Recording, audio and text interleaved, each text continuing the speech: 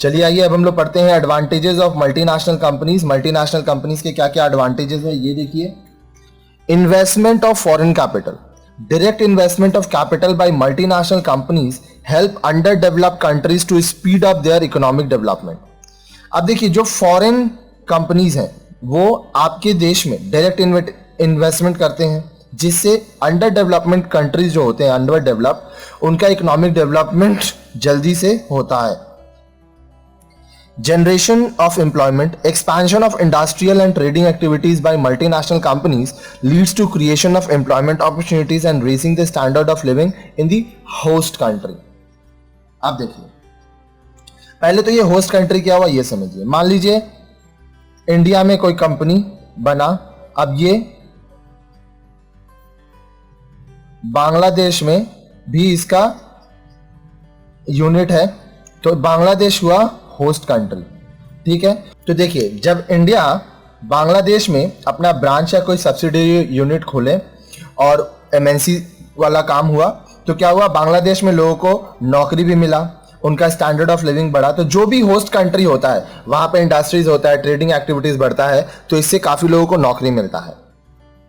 Use of advanced technology with substantial resources, multinational companies undertake research and development activities which contribute to improved methods and processes of production and thus increase the quality of the products. Gradually, other countries also acquire these technologies.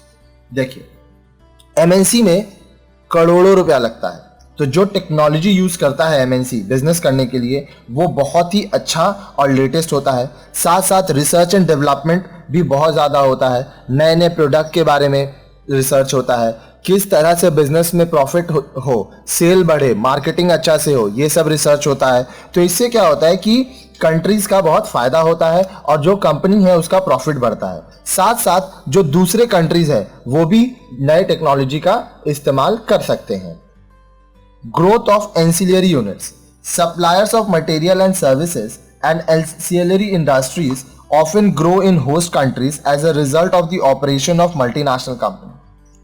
देखिए जो ancillary units हैं, जो supplier है material का या service का, और जो एंसिलरी इंडस्ट्रीज होते हैं ये भी ग्रो करते हैं होस्ट कंट्री में, क्योंकि मल्टीनेशनल कंपनी जब आते हैं तो बिजनेस बढ़ता है, बिजनेस बढ़ता है तो सबका प्रॉफिट होता है, सब ग्रो करते हैं।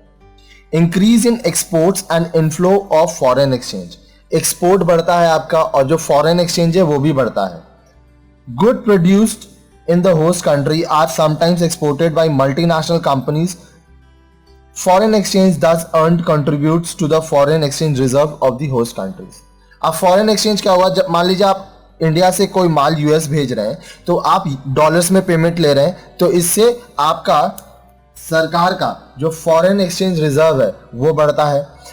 होस्ट कंट्री, अगर मैं बांग्लादेश की बात करूं इस एग्जांपल में, अगर हम बांग्लादेश में कोई प्रोडक्ट बना रहे हैं तो बांग्लादेश से वो प्रोडक्ट किसी और देश में बेचेंगे तो बांग्लादेश का एक्सपोर्ट बढ़ेगा, साथ साथ उसका फॉरेन एक्सचेंज भी बढ़ेगा। Healthy competition, efficient production of quality goods by multinational companies prompt the domestic producer to improve their performance in order to survive in the market।